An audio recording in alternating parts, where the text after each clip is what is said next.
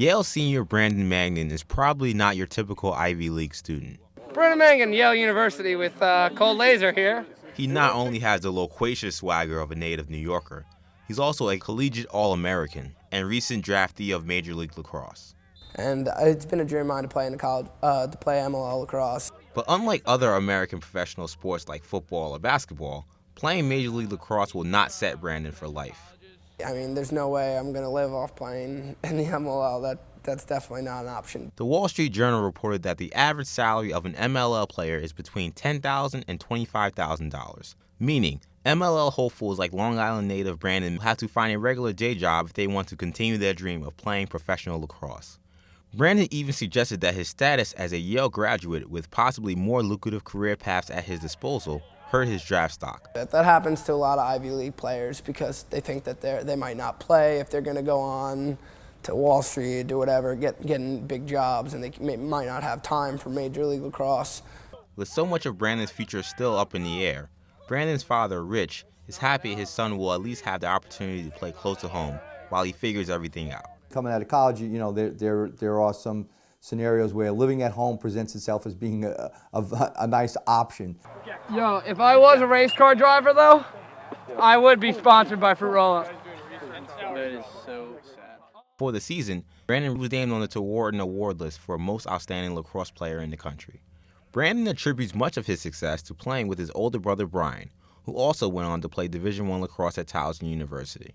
Growing up, I mean, we used to battle each other. He was a defenseman, I played attack, and 4 years apart, but he's what made me better every day going against my brother. It's always been like the us against the world mentality. We've always taken it that way. So for all the time of us training and working together and just throwing the ball around, stuff like that. So the last time I actually played together competitively for something that meant something other than like summer league tournaments or club games was my senior year in high school. Brandon was in 8th grade at the time. His first goal actually came off an assist from me, so my parents actually have a really cool picture. The size of Brandon as opposed to Brian, when he high-fived him, his feet were at Brian's knees. That's how high he had to jump just to high-five him. Yo, dude, you have a little cut on your lip. You're gonna look Brandon bad. still continues to take after his brother. Brian currently coaches lacrosse at NYIT, and Brandon says he hopes to become a lacrosse coach shortly after graduation as well. I just love everything about this sport, and I want to spread my knowledge and love for this game, and I can't see myself really doing anything else. Well, if Yale practice is any indicator of what the future holds for Brian in coaching, one thing's for sure. He's got the mouth for it. Oh, going down! He's a wild man. That's what you see is what you get pretty much with Brandon. There's not a lot of window dressing. An article was done on him in one of the lacrosse magazines, and they asked him to describe himself in one word, and he said loud.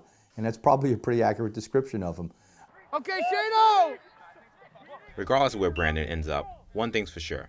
He's going to miss his time at one of the finest institutions in the world. Yeah, and coming back is always going to be, bring back a lot of memories, how amazing this place was, and the great times that I've had here, and the different experiences that you probably wouldn't get anywhere else. In New Haven, I'm E.J. Stewart.